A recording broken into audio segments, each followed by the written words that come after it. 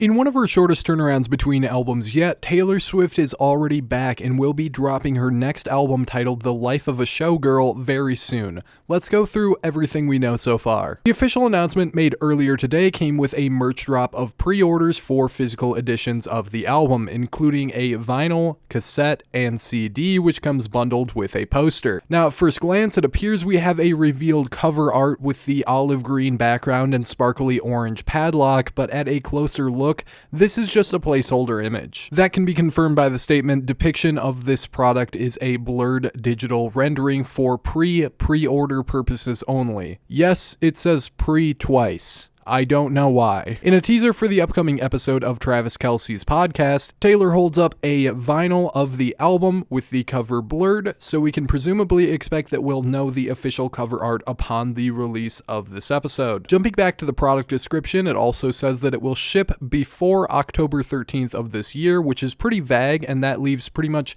any time between now and the next 2 months that the album could drop. However, unofficial sources seem to have confirmed that this album will be dropping sooner rather than later, and that October 13th is a date that's giving a little bit more leeway than likely necessary. That's because Target stores are apparently already receiving copies of the vinyl record, which typically only happens in the handful of days leading up to an album's release. And as we found out through the years with albums like Tool's Fear Inoculum, when a department store receives copies of an album early, that means leaks are pretty likely. There's been rumors that the music has leaked, but I wouldn't recommend looking for it because the platforms where any leaks are usually circulated, it doesn't look like anything turns up for it, but it's very common for sketchy websites to pop up that claim they have a leaked copy download of the album, and those are usually a scam. There is, however, a leak of the actual inner cover art and inserts of the vinyl, track list and lyrics included, that looks somewhat credible and plausible though. I don't share leaks on here, but it's not hard to find.